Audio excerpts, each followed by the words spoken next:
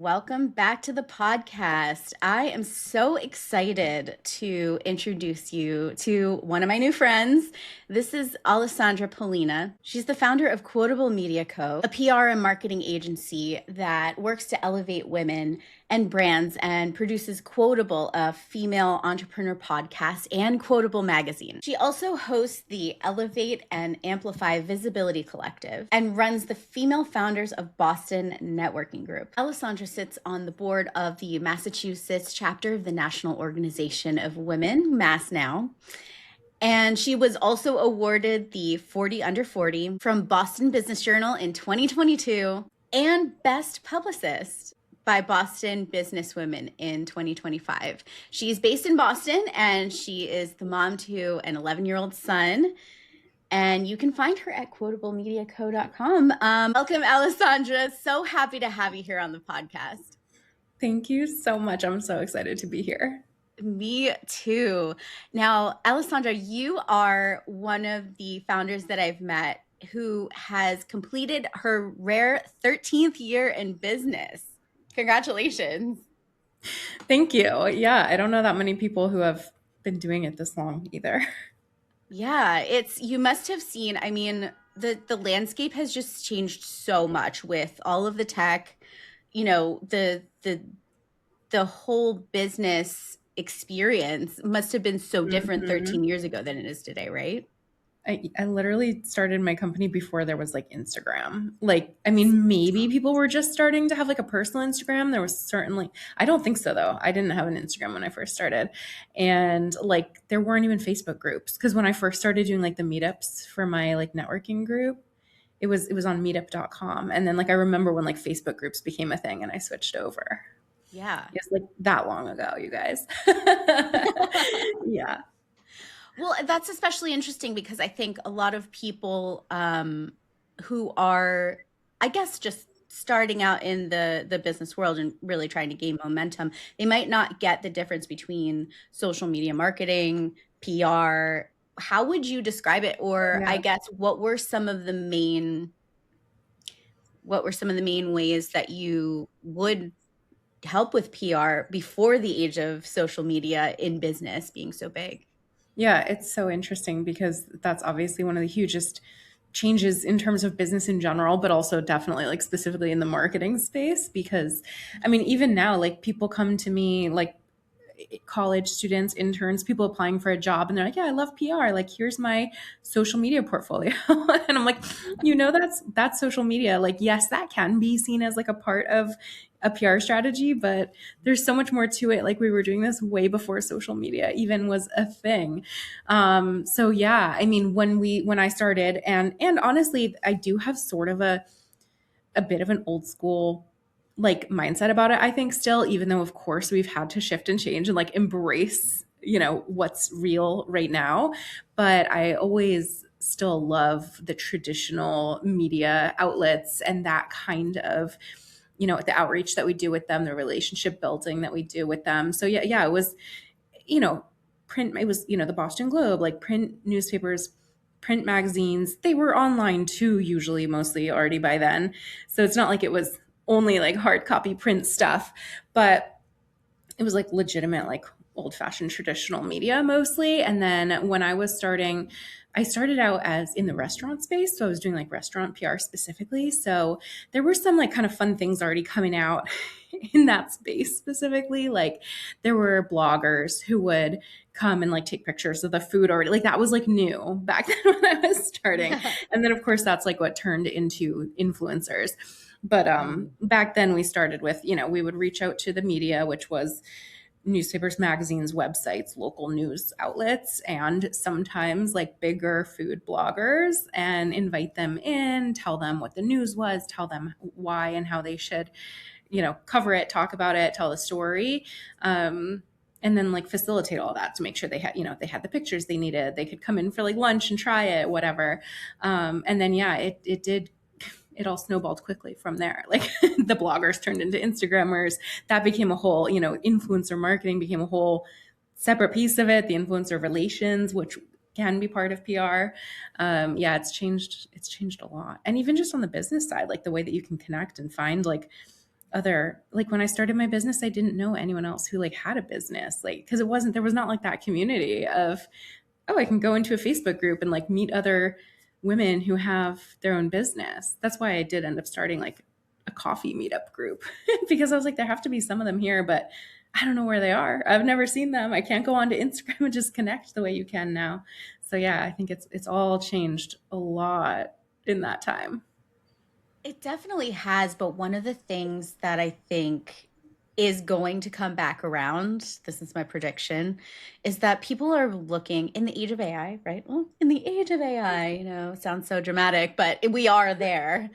People are Mm-hmm. looking for community. People are Oh looking yeah. for that more organic connection. They don't want to read a bunch of AI slop. They don't want to talk to someone who's just pitching them. And so it strikes me that the initial grassroots way that you built your community is probably going to become or is super applicable already. Yeah. Because people aren't just buying off of an ad they see. Sometimes I do. Actually, I joined a networking group in the city where you go on walks with two other female entrepreneurs. The people who clicked on this ad, they definitely have their targeting down because it's been really amazing. I've made some great connections. But I'm curious to know, how did you do that before you could really leverage some of the tools that we have today? Yeah, and I mean I agree. I love a good targeted ad. Like I feel like that is one of the most amazing things about our modern world. Like it knows what you need before you even knew it existed. But yeah, and I agree from the PR standpoint and the community building standpoint. I mean, I don't think any of that ever actually went away. I think that the world would just have had you think it did. Like everyone Mhm. was all into how everything can be online. It's so easy. You can do everything without leaving your home. Nobody actually ever, some people wanted that. Most people did not actually want that. It just was like it seemed so trendy and important and people felt like they had to hop on the bandwagon, I feel like. But people always wanted in-person connection. People always wanted real community. People, like when it comes to PR, you always needed to be relationship building first. You always, that personal touch was always the thing that never went away. People just like think it did. And like when you were actually like in there behind the scenes, like that was always, and yes, it's coming back around so much more right now. And I honestly think there are a lot of people who kind of came up in the time like when people thought that wasn't the thing and now they don't really get it and don't really know how to like build real relationships or do that real outreach. But your question was more around like building the community, right? Like you mean like how did I actually like reach people before? Yeah. Well, both. I mean, you're absolutely spot on with that.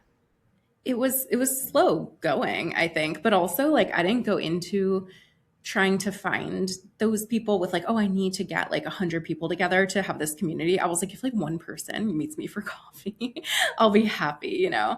But back then there was this thing. Well, actually, I think it still exists. There was a platform called Meetup.com, and that was where I went, and it was almost like an Eventbrite kind of thing before Eventbrite was the thing. And yeah, I just set that up and I was like, come meet me for coffee at a cafe. And that was literally what it was. I started really small and like low, low lift. It was like, if you don't come for a coffee, I'm still going to have some coffee and just do my work. Right. So there was like no downside, but yeah, it came together slowly, I think, but over time it was just more and more people. And like, honestly, just like with anything, right? Like as soon as once you meet one person, it's like, then they tell a friend and it's like, people do start to come together once they realize there is a thing. And so, yeah, I think it's just about having a little bit of patience, I guess, around like building something. It's not necessarily going to be like an overnight thing where 50 people show up for coffee. Like there were many, many times where there were two or three of us, I would say. And then it became more of a thing. Absolutely. I find sometimes people, for example, in the digital space, we often host these webinars and then maybe two people show up, but then a whole bunch of people catch the replay. And so people are Hmm. used to just not showing up live, but there's a different magic when you do. So I can Yeah. see both sides, right? Would it be great to have a big group? Sure. But I also kind of like when only two people show up because I actually get to coach them. I get to make personal connections. I get to learn so much more depth of what who they are, what their business does, and where they want to go. And I always grab those opportunities because it's those people who end up either, maybe they end up clients, sure, but it's usually those people who end up bringing the friends the next time because they have made such a meaningful connection. So I can see that Yeah. actually being an advantage starting small. I think for sure, and it's exactly what you said. Like you, when you actually build more of a relationship with them that way. Like the people that I met at those first ones where it was smaller, like one literally became like my best friend. One, like a few of them like referred me clients like 6 years later. It's like I do think that people often discount something if it seems like too small, or like, oh, is it going to be worth my time if there's only one or two people there? And I really deeply preach. Like, I think it really can be. It's all about what you put into it and then what you get out of it, and comes from that. And if you go into it as like, oh, one person's not going to be worth my time, then whatever. But like, you can definitely go into it, and there was one or two people could end up becoming great relationships. And again, I think a big mistake that people make a lot, which I was always pretty adamant not to do, was like, I was like, I'm not putting this together because I want clients out of it. Like I really, and I said at the beginning of like everyone, I was like, you guys, I want people that I can be really like honest with about like what's going wrong in my business, or like what I have questions on. Like I don't want to show up here and have to be the polished PR expert and like this great business owner that I'm going to then pitch you my services and want you to work with me. This is, for me, is a space where I can be like, hey, I don't know how to do this thing. Do you guys have a suggestion? Or like things like that. And so yeah, I really went into it. I was like, this is not a space for me to get clients. This was really a space to get support, because that's what I didn't have or and needed.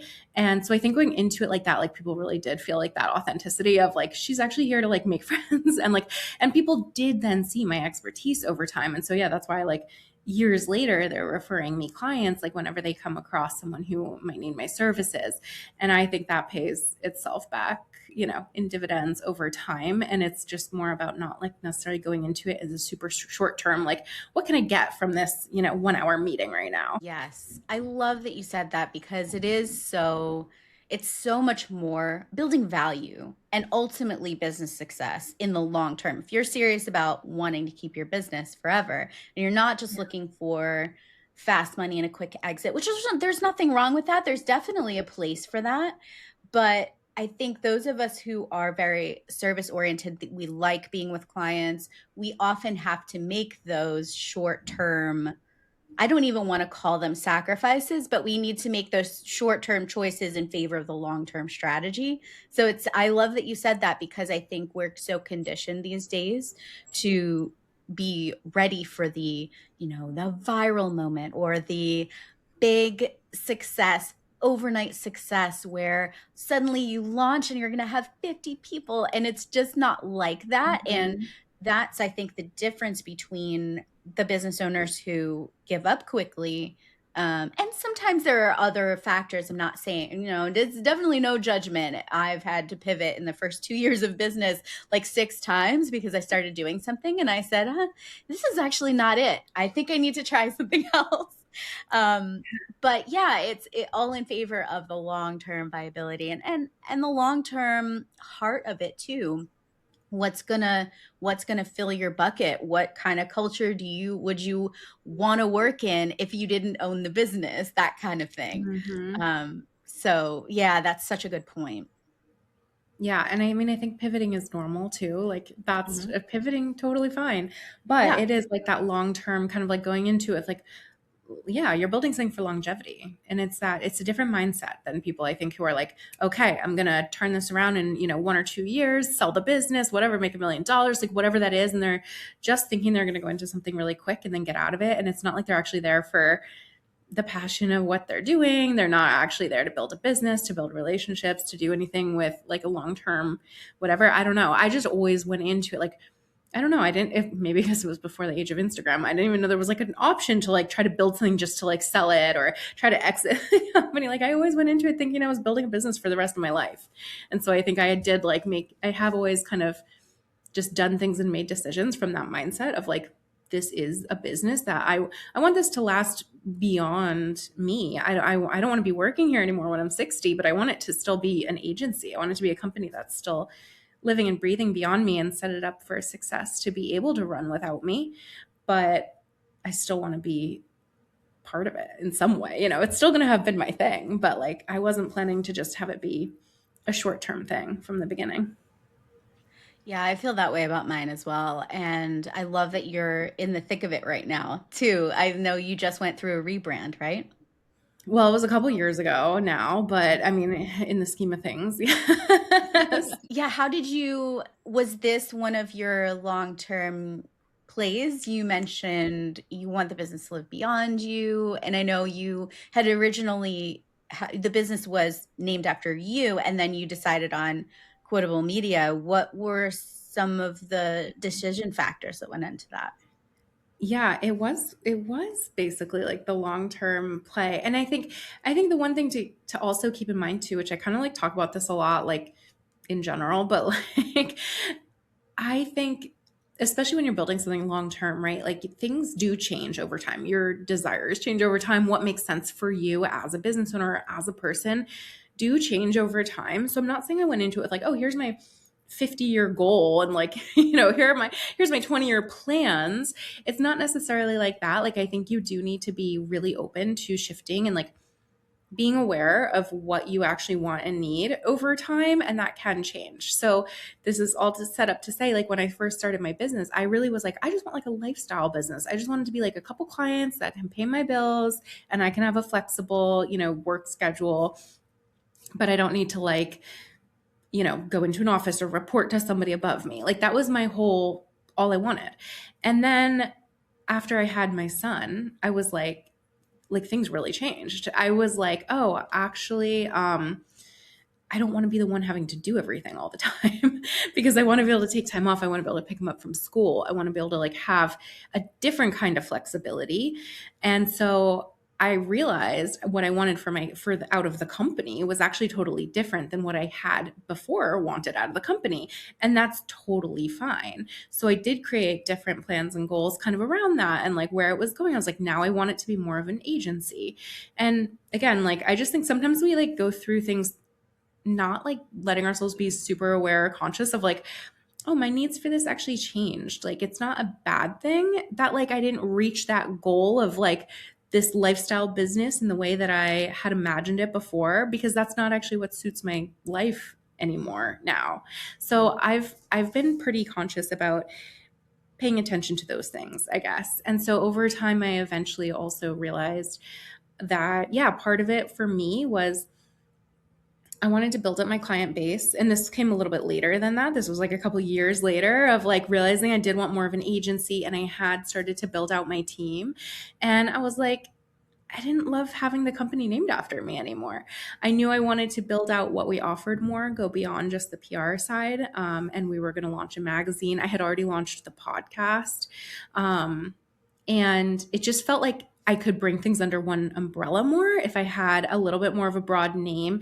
Because like I couldn't find a way to make it make sense to have like back then my podcast was called the female millennial entrepreneur podcast, but I couldn't find a way to like make that make sense under like Pollina PR. You know what I mean? So I was like, I kind of wanted to rebrand in order to make it make sense, to bring more things into it, in order to get more buy-in from my team. And again, I know like there are tons of huge companies that are named after one person, and it like they're totally successful. Like people love to work there.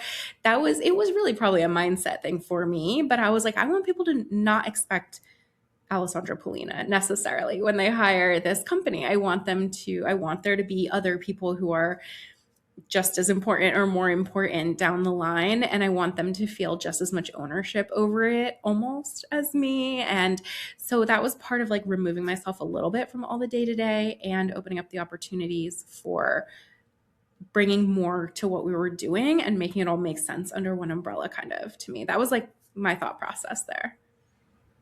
That makes complete sense. And ownership is the word that stuck out to me in what you said. Because it's such a difficult thing to come to terms with, especially when you start out. I think most of us start out saying, I don't want to work for someone else anymore. I have this idea and I want to really put my eggs in my own basket.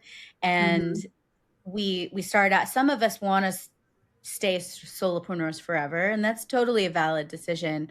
But when we get to a certain point that we're trying to, enjoy the fruits of everything that we've built, and we go on vacation and we realize I cannot step away from my laptop because I'm still the one creating every single outcome.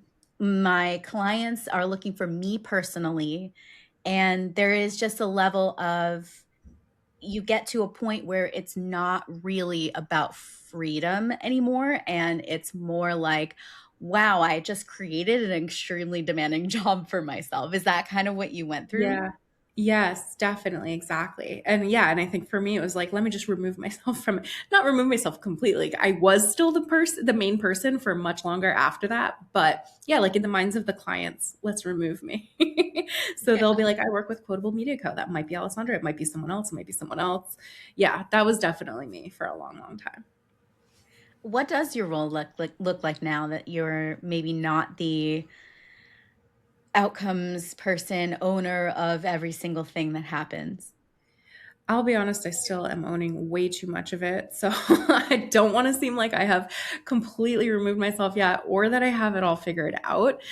Um, but it's just, yeah, it's now it's delegating more things so that now I'm just like overseeing and like double checking things more often than not, Mm. approving things, but maybe not being the main one who has to like do all the things. So, um, for me, like, as you said, it's like you can just be building yourself a really big job.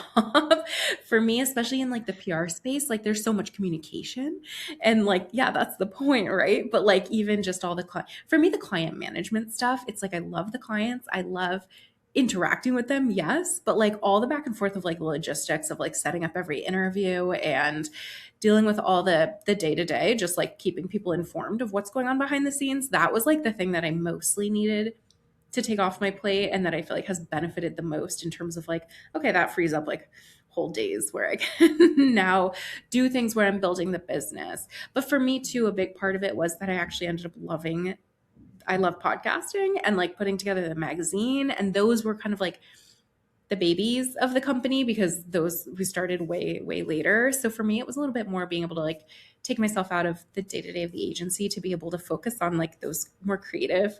I mean, PR is always very creative, but even those were even more felt like the creative outlets for me. And I really liked those. Um, so being able to focus a little bit more there, focus on like hosting my own podcast and doing the interviews and things like that, I get to just spend more of my time and energies in those things now. But I'm still there a lot in the on the PR side day to day as well. Well, that makes sense too, because I'm sure you have your own methodologies, models, and it is hard to let them go, at least at first. I think it goes to what we were talking about before too. It's long game, right? Yeah. And I honestly, like, I think one of the things I struggle with the most is in terms of like letting go. I'll just be honest. I think that like PR it changes. It moves fast and there's so much to it. And I have definitely struggled with the idea of like, if I'm not doing some of the day to day, I'm gonna like I don't know what the word is I'm looking for, but Mm. like get left behind. Like I feel like I need to, especially with the other things that I do. Like I speak on this stuff. I lead people and teach people through the collective, which I love, like my visibility collective, where I get to work directly with founders and help them do some. They do it sort of. They're doing a lot of like the relationships and pitching themselves on their own, but I'm helping guide them and lead them and teach them. And I'm like, I need to still be in it enough day to day that I can be like, yeah, this is what's really working. And like, this is what we're really seeing. And this is how you really do it. And things are all changing so much and again, I know there's ways that you can kind of keep up with stuff without like actually still doing some of the client pitching and things like that. But that's like a mindset thing for me. I've always kind of, I think, felt like I need to still be in it as much as I can, or at least I probably more than I should, so that I can still be calling myself an expert. That's, what, I've never really vocalized that before or even thought it through to that extent, but I think that's what it is for me. I think that's actually kept me in the day-to-day of my business way more than I should have, for way longer than I should have. But I don't know how you can be an expert if you're not doing the thing. That's fair. It's about the muscle in some ways, right? Yeah. Where do you feel like you are still, well, you mentioned maybe too much. So where are the areas where you feel like you could let go and still maintain some involvement, some of the muscle? Really the strategy, yeah, strategy building for our clients. Like I'm still kind of the one who's, when we bring on a new client who's like, here's what we're going to do kind of thing. And then Yeah. overseeing that. So I do have help with, the day-to-day pitching, the actual outreach, as I said, like the logistics, things like that. And yeah, I think that I think like my next hire or my next, growth area for the team would be bringing someone into the strategy more and just being able to trust them to build out the strategy the way I would do it, right? And make sure it's Mhm. going to be, that's what we all run into, right? Like it might not be as good as if I did it, but like Well, it obviously we know it definitely, can be.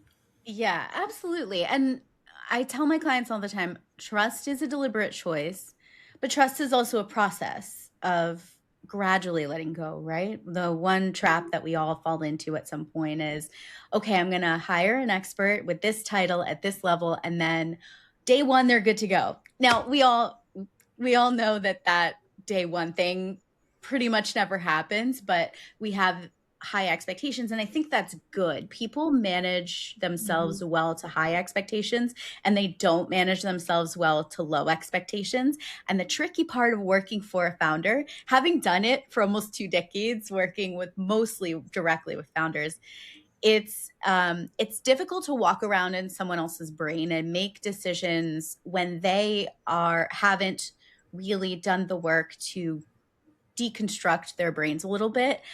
um, I have become a little bit of an expert in that. And so Seems like a it's good skill. cool that you said that, because that's kind of the underpinning of all of it. It's like, I am good at this. Okay, what about it is special to you in your process, and what's unique about this, and why do clients choose you? And beyond, this is the face that I saw when I was in the process, but there's more than that. I know there's more than that. So what are those extra things about you that are different? And then it's like, okay, now that we know these things, what does it take to master them? Who do you have to be? What kinds of capabilities do you need to have? How's your thought process? Nobody ever talks about interviewing someone for their thought process. People think, oh, I'm going to write a great question and I'm going to know that I'm hearing the right answer, but it's almost never that. There can be a million right answers, but it's more important that they're aligned with how you think. And so there are ways that we develop in my programs where we are really training ourselves to watch the thought process and understand the patterns of the way that the person is answering, because then you'll know, okay, this person has a strategic view. They're thinking about stakeholders. They're thinking about, different downstream impacts of different decisions. And so that's when you can feel really confident making that trust choice. Whereas if we're just bringing on a title where you're looking at past experiences and types of environments that someone has been in, you would have to, if you haven't interviewed for the other stuff, you would have to kind of rely on getting lucky and finding that lightning in the bottle person, where it's actually a lot more systematic.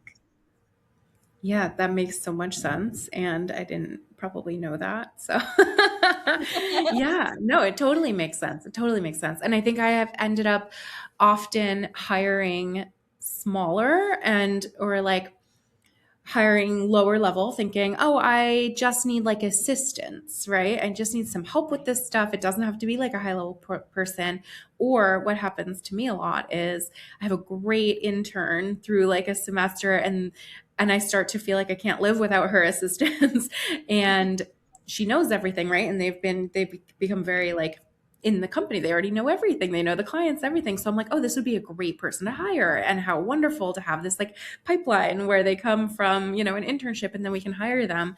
And often they've been great, don't get me wrong, but they're not Sure. necessarily I mean, they certainly weren't hired with those kinds of questions in mind. It wasn't with that intention, but also like, I think it can also take too long to get up to the level of like strategy that like I would probably want. So, sometimes I think we think that bringing someone, hiring internally or helping elevate or build someone or groom them, like to grow into a role like that, like maybe that's not necessarily always the best strategy too, especially based on what you just said about like how people think and being able to have that same strategic mind that you have. So that's really helpful. Thanks. Yeah, I'm glad. The key is sometimes that can work. It certainly worked in my case. Whoever hired me for my first job, um, I don't think they knew what they were gonna get.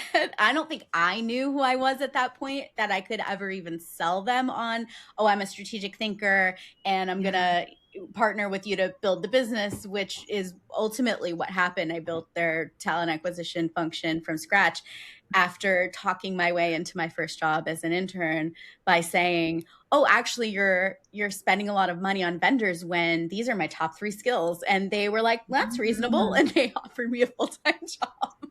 But Wow. I honestly think that they may have gotten lucky. Not to say that they did anything wrong. Obviously, they saw something tangible that I was doing. But there is a myth that you can always do that, right? That you can hire people from junior and you can grow them into future leaders. It can happen, but again, that's a long-term play in the sense that in a sort of mismatched sense where are you really actually do you have the bandwidth to train them? How big is the gap? How big is that training gap? You can't train Mhm. everything. If someone Mhm. comes in and they're a huge process person, then you probably can't train them to be a strategist because that's not how their mind works.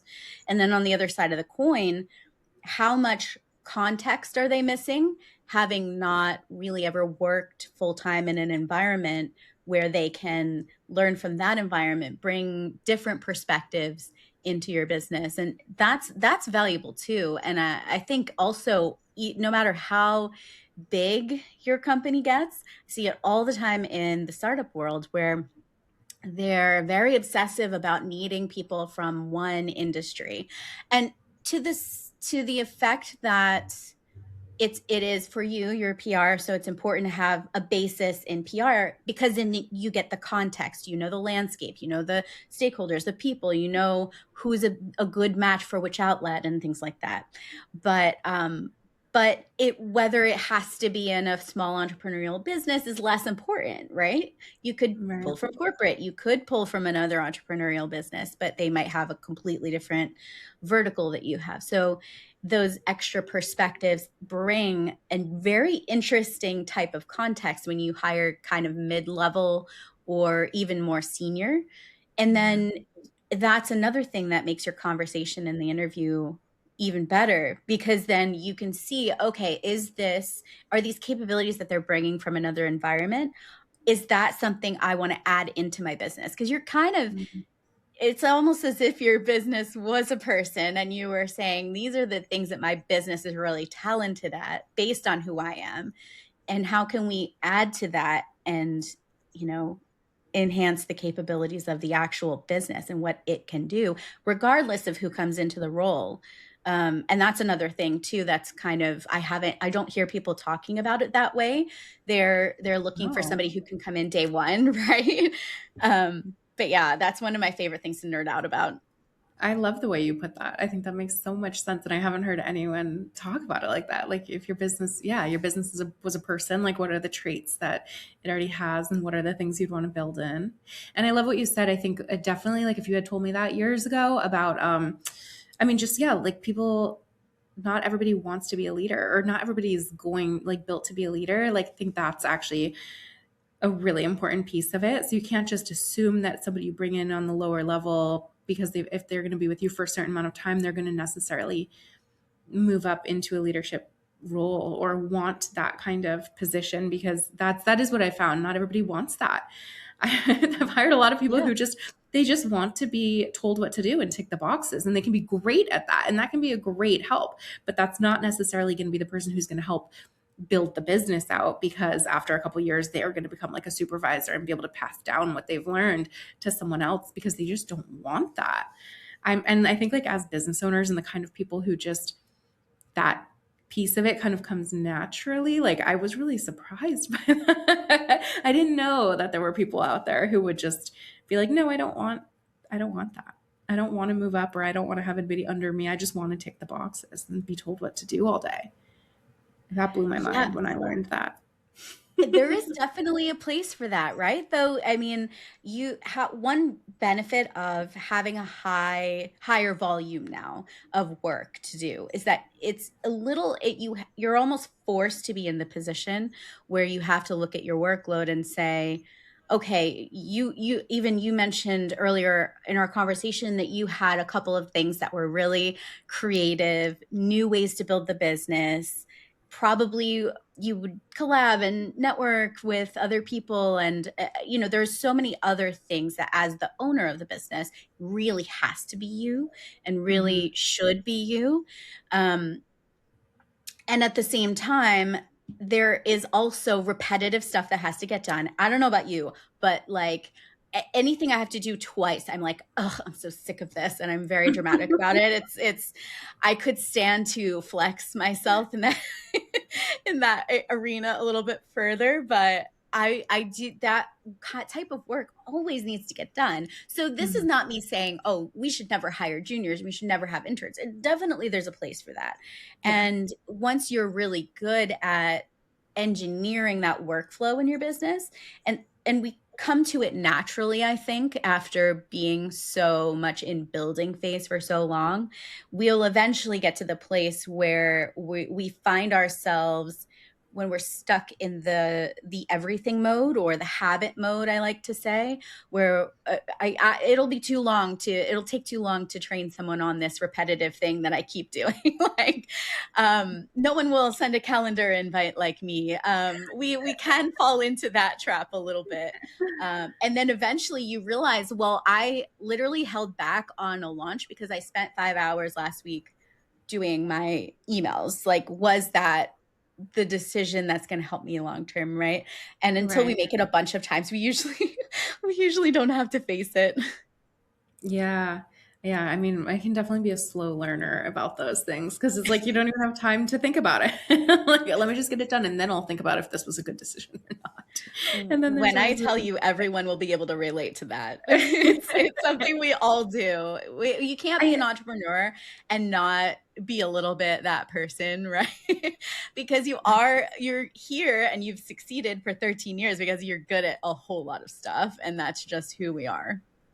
That's true. I like that. And I think the other thing too, like especially in thinking about like hiring and like support, is a lot of times when we're small and just starting to hire, and I think I've run into this like many times, because maybe it's one of those things that I've had to learn many times, is like I'm like, okay, this is what I need right now. I just need some help with this thing. Mhm. And then we go out and find a person to help with that thing, because that just feels like the immediate blockage and the immediate thing that's going to help us be able to do what we need to do.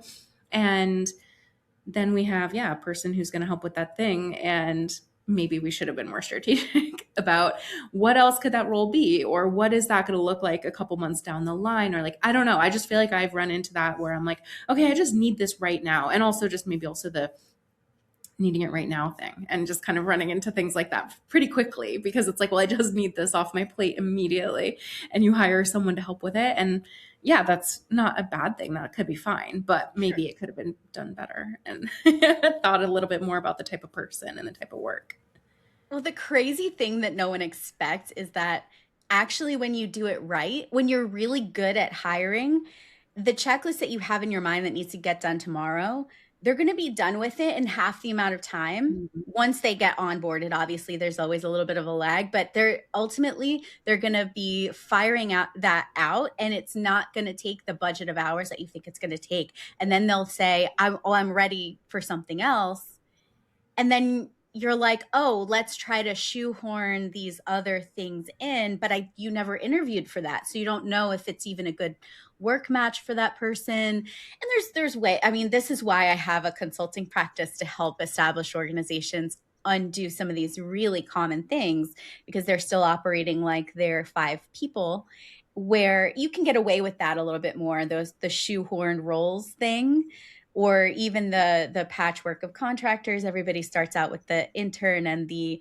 VA and like somebody's niece or something like that, because you just need those, like you just need things done. But when Yeah. you design a 50-person organization with that mentality, there's no like underlying process behind it, if that makes sense.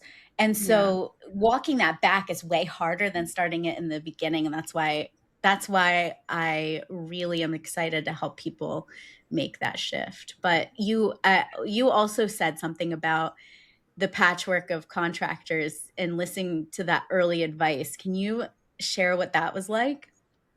Yeah. I mean, I think it was like a very trendy thing, kind of, especially a couple years ago, where people were really just kind of always talking about how you should just hire, somebody, especially hiring specialists kind of for every individual thing that you need to do or needs to get done, because it's cheaper. They're not a full-time employee. Hiring contractors is always smart and keeps you lean and things like that. Like all of those whatever buzzwords. I feel like people were just spewing about that all the time and making it seem like you should just like it would be too scary to hire like more full-time people. And yeah, just that make it seem like it's like a smarter business decision to stay lean and hire individual contractors for like everything you need to do.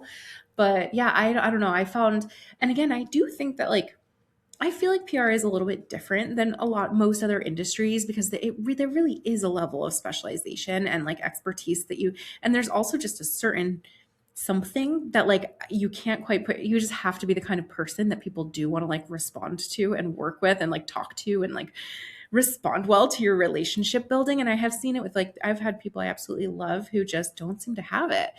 And you don't always notice right away. But I feel like that makes things a little bit different in my company because you can't just necessarily hire someone for like, I don't know, one specific piece of it. But I don't know. I found that they don't necessarily have like the buy-in to the company then. And I didn't feel like I was building out, a team that was going to actually take the company farther. It was like, that felt very much like people who are here right now for this thing in the moment. And they have their other things going on too at the same time, other things on the side or other clients or other projects they're working on.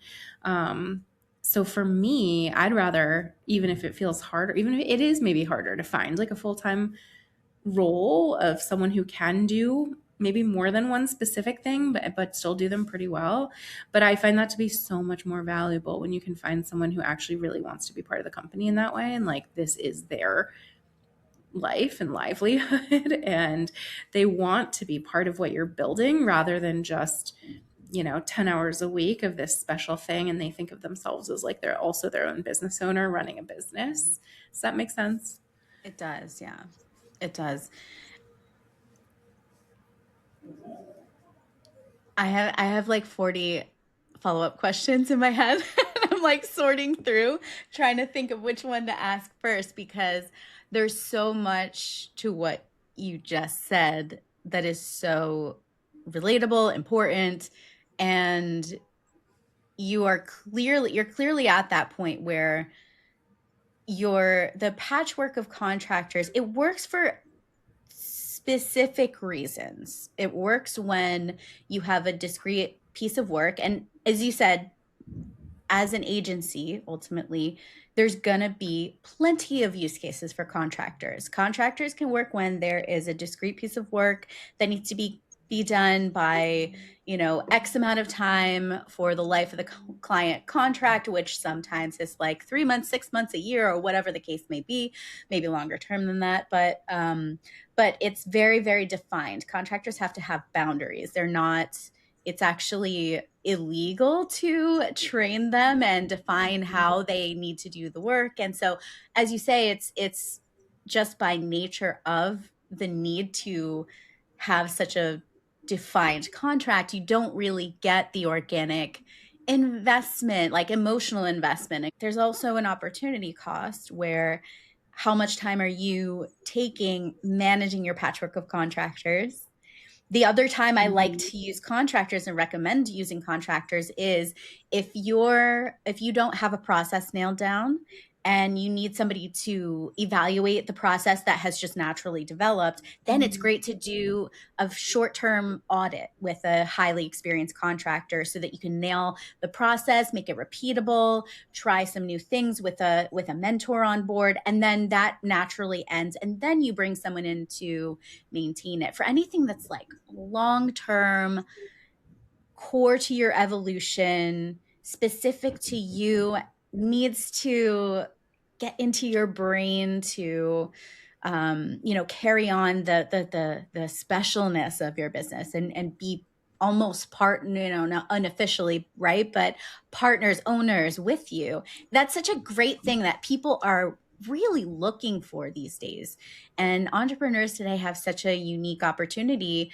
They have their pick of people who've been laid off from places that treated them like a number, and they're looking for more purpose, and they're looking for a boss who actually wants to mentor them and grow them. And so yeah, we definitely have to be judicious with what sorts of skills we're trying to bring in, and we have to understand how to evaluate people's answers for not just technical stuff, but how much are they going to enhance your business capabilities.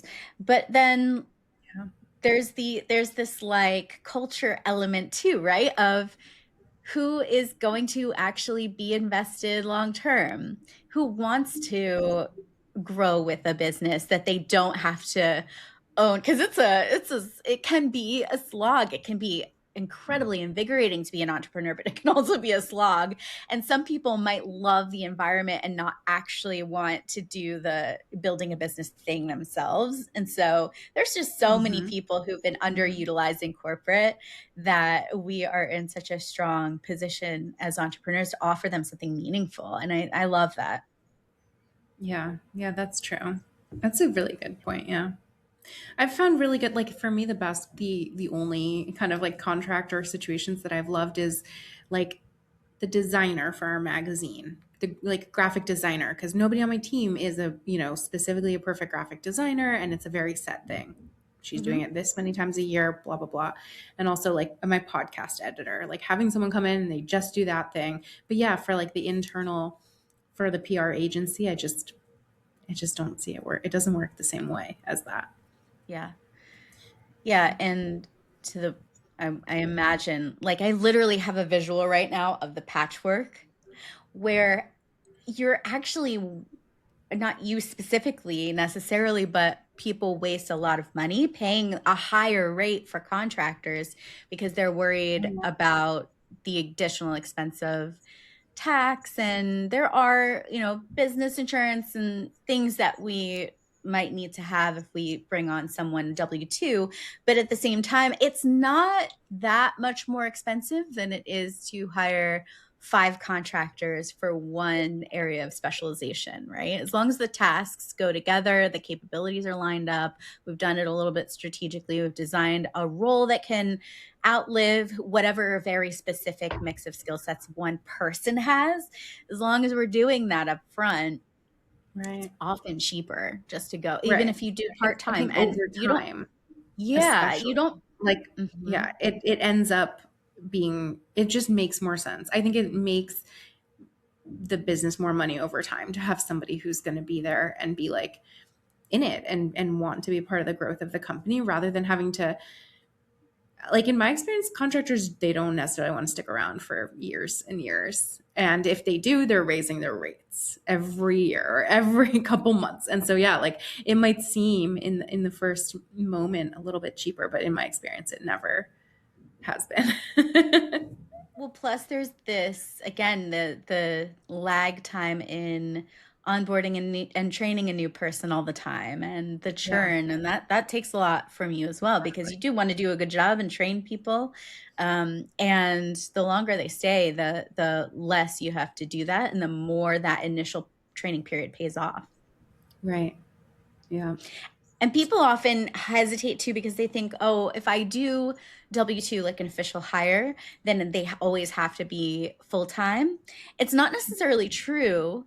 You can start W-2 part-time and grow the role. Usually you'll be in a similar situation where they probably have their own business, but bringing them on part-time W-2 can show a level of commitment. And as their role grows, it's so much easier if they're already on board to just add more hours, add more responsibilities, because, job descriptions, they naturally evolve.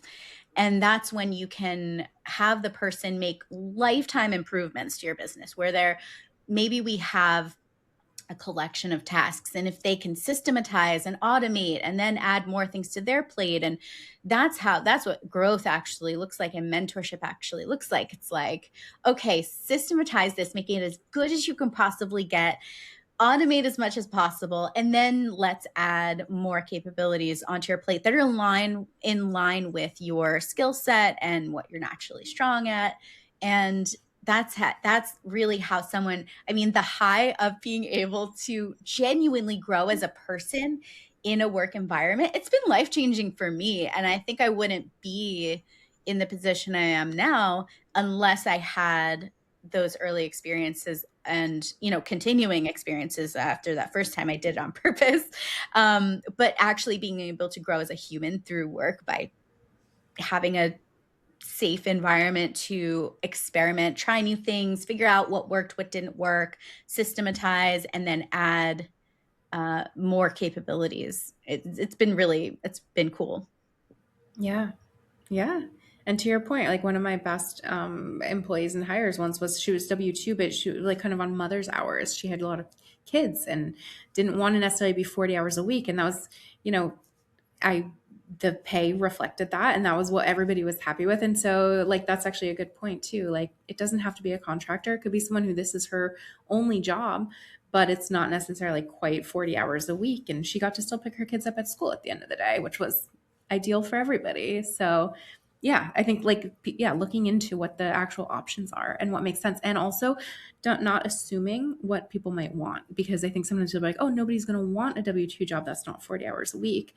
But some people do.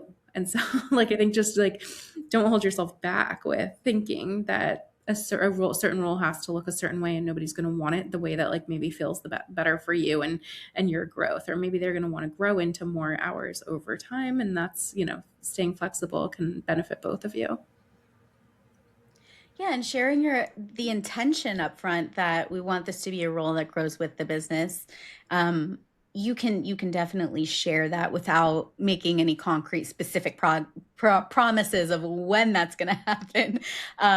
There are definitely people who are in a position where that's what they want. They want to start out a little bit smaller. So this has been so much fun.